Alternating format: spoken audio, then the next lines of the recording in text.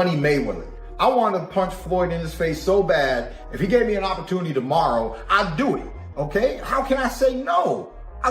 For years, Floyd Mayweather built an untouchable 50-0 record, a flawless monument to skill, timing, and defensive brilliance. Yet hidden beneath that polished legacy was another story, the one belonging to Keith one-time Thurman. Every fighter eventually reaches a breaking point, that moment when quiet frustration erupts into raw defiance. For Thurman, this wasn't just another fight. It was a statement, an accusation that Mayweather had spent years dodging the one man who could truly threaten his throne. Even now, long after Floyd's final bell has rung, his shadow still stretches across boxing history, a legend so magnetic that names like Manny Pacquiao and Roy Jones Jr. still speak of him as if the ring could summon him back one more. Time in a fight, come on. I mean, I ain't tripping. You ain't got to troll me. Come see me. That's who I am. I don't do talk well. You think there's a possibility, Roy? Like, we might get this exhibition? Ain't gonna be no exhibition. I want it real. Ain't no sense being an exhibition. What we gonna play for? We both fight for real. What we playing for? Wasn't no exhibition. We didn't make it real. Exhibition for people playing. We ain't playing. It happened that way. It happened to me many times. Did you want a rematch with Floyd? I'm still active. It's up to him if he's going to fight. You would even fight him today? Even here. Oh my goodness. Even here. A match with Mayweather has never been an ordinary contest. It's an event that transcends the sport. It's a golden ticket, the kind every fighter dreams of holding, the mythical Mayweather payday. Entire careers have revolved around chasing that opportunity. But in Floyd's world, being chosen wasn't luck. It was everything. And Mayweather's used to that, you know? It looked like Mayweather was trying to scuffed up the Roy Jones Jr. They were beefing online for a little bit, right? Because Roy doesn't get Floyd no credit. He says he's not the greatest ever. He might be one of the richest ever, outside of Canelo Alvarez's new contract, $400 million. But you know, Floyd might be one of the richest ever, and one of the best of maybe his generation. But you know, not everybody is sold on TBE. Not everybody is sold on the best ever. And that's the way that Floyd has always perceived himself, with great respect. That's where Keith Thurman's journey begins. While others begged for a check, Thurman demanded immortality, a fight that would define legacies, not just fill bank accounts. He became one of the great unanswered questions in Mayweather's story, the fighter who, many believe, was deliberately left out. At the height of his powers, Thurman was undefeated, explosive, and fearless, the most dangerous riddle in the division. And if you ask him, that's exactly why Mayweather never tried to solve it. Money Mayweather. I wanted to punch Floyd in his face so bad. If he gave me an opportunity tomorrow, I'd do it. Okay? How can I say no? I always wanted to punch that man in the face. You know? That's actually why I never shook his hand. Never shook his hand, because my satisfaction isn't in meeting you. It's in, you know, having the fight. And after the fight, we can shake hands. After the fight, I can give Floyd all the respect. I never got the fight, never gave him any real respect. You know what I mean? I actually do respect Floyd, but face to face, I could never give him respect because he never put respect on my Did he ever ask you, hey Keith, why you talk to me? Why you don't? Did Floyd ever approach you and ask? Nah, we just was in the lobby one time at the Intercontinental here, and he actually walked up to me, and you know, he was cordial. He was cool and everything, but then we were just getting to talking, and it just, you know, it is what it is. You know, he had like some. In the early 2000s, the welterweight division belonged to Floyd Mayweather. He was the sport's ultimate boss, the man every rising fighter fantasized about dethroning, as Floyd stacked millions fighting icons far from the glitz of Vegas. Something was stirring in Florida, a storm gathering force. And that storm's name was Keith Thurman. You know, I've titled myself a knockout artist ever since I was 14 years old, and I was knocking out grown men with 16-ounce gloves and headgears, you know.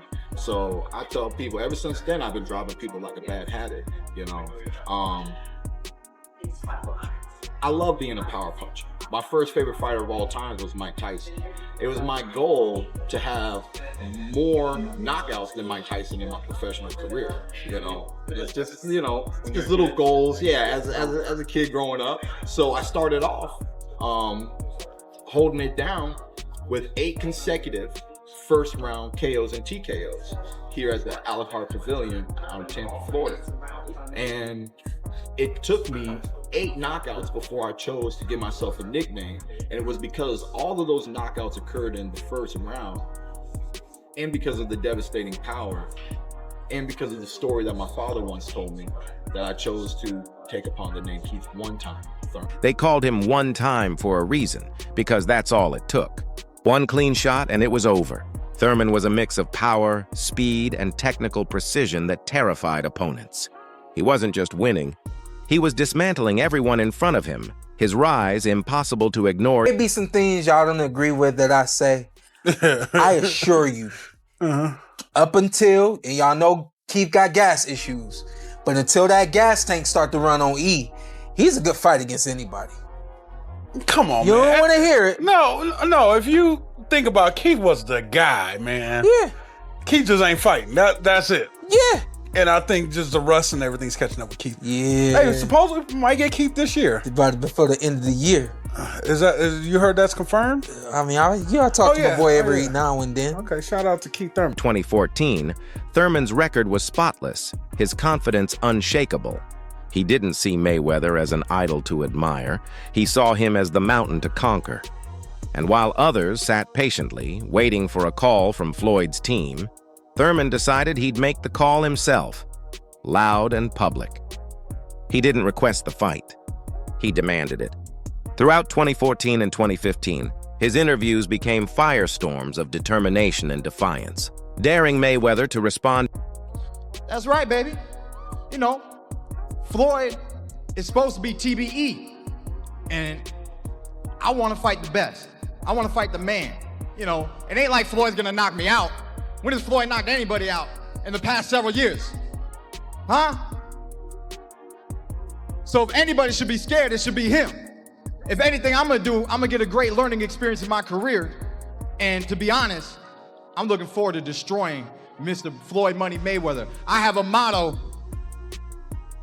This is my personal motto. It's called burn money.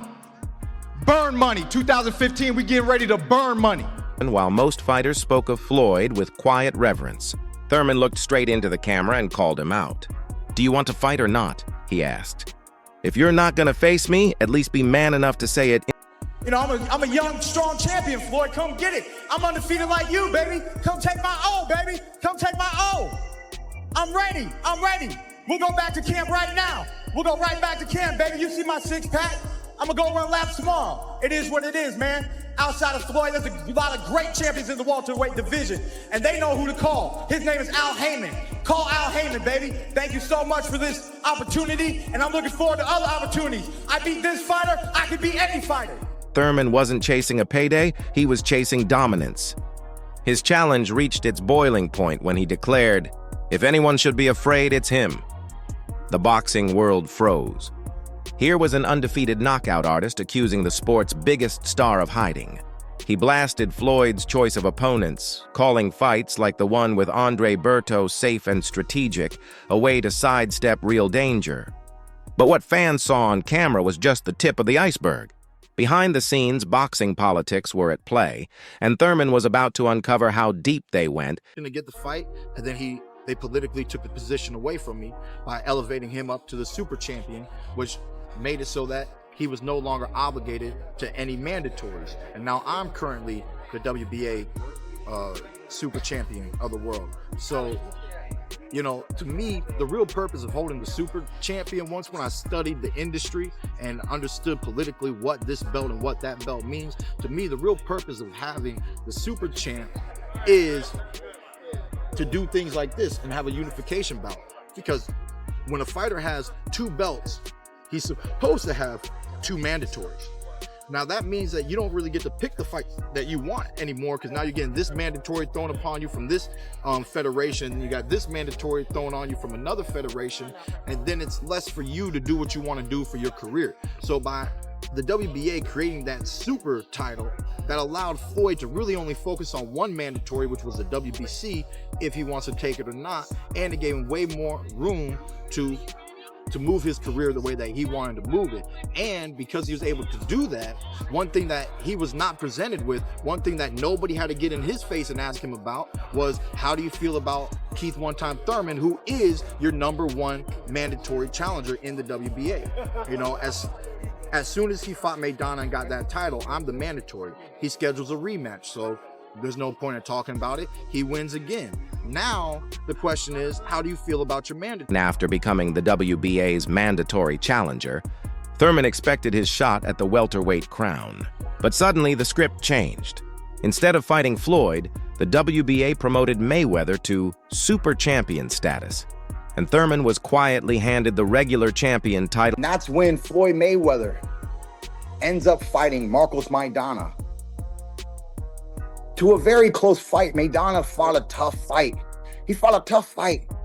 I don't even know how it got to be like that, because I saw him get outboxed easily by Devin Alexander at his first fight at 147. But somehow, some way, maybe Floyd just underestimated the wild bull of a man that Maidana was at the time. And so the fight was so entertaining. Floyd did a rematch. That time, he clearly outboxed Maidana. He didn't lay on the ropes. He didn't let so many big overhand rights come in. And it was a clear showing that Floyd got the second fight.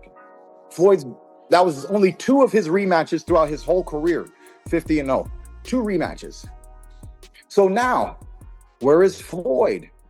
He is the reigning welterweight WBA champion of the world. Where was I? I was taking fights and I was maintaining position as the #1 contender. And there was a phone call. There's a phone call I never got. And it was to fight Floyd. Somehow, never got the phone call. He said, "Hey Keith, how are you doing today?" I said, "I'm good, my man. What would you like to talk about?" He says, "Can you please tell me, how does it feel to be the WBA welterweight champion of the world? For you have been elevated."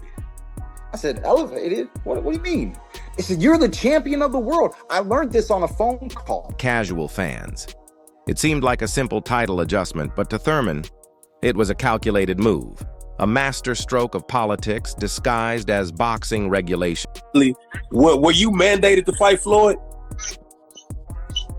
Man, they created the WBA super title. They gave it to Floyd so that he wouldn't have to fight me. Now Mendoza is saying whoever is the super champ has to fight the regular champ. That wasn't the case when Keith Thurman was the champ. So they just did. So they simply didn't even mandate that fight. Know your history, man. Floyd Mayweather politically ducked me. 100. It was the most BS political move in the world. I get a phone call, "Hey Keith, instead of being the interim champ, you're elevated to the regular champ." So yes, I was his mandatory. Yes. You know what I'm saying? Did it ever get mandated? No. Why did it not get mandated? Because he had 2 fights with Maidana. Then they elevated him to super champ. They gave me the regular champion, and they didn't let the regular champ touch the super champ in that generation. Buried deep in the WBA's rulebook was the fine print. A super champion isn't required to fight mandatory challengers. Just like that, Mayweather was protected, his throne secured by paperwork. So by the WBA creating that super title that allowed Floyd to really only focus on one mandatory, which was the WBC, if he wants to take it or not, and it gave him way more room to move his career the way that he wanted to move it. And because he was able to do that, one thing that he was not presented with, one thing that nobody had to get in his face and ask him about was, how do you feel about Keith one-time Thurman, who is your #1 mandatory challenger in the WBA? You know, as soon as he fought Maidana and got that title, I'm the mandatory. He schedules a rematch, so there's no point in talking about it. He wins again. Now, the question is, how do you feel about your mandatory? Thurman never got his fight. He didn't learn of his promotion in the ring or through a grand ceremony. He heard it from a reporter over the phone. That moment told him everything. He hadn't been rewarded. He'd been silenced. Instead of the chance to earn his glory, he'd been given a title meant to keep him satisfied and far from the king. I learned that I'm champion of the world thanks to a phone call. I said, well, so what happened to the real champion of the world? No, Floyd's not champion of the world. He is the super champion. I said, does it come with a cape? What the hell is a super champ? But Thurman, you're the regular champion of the world. What's regular about being... Stay tuned. The story isn't over yet. We'll see you in the next video.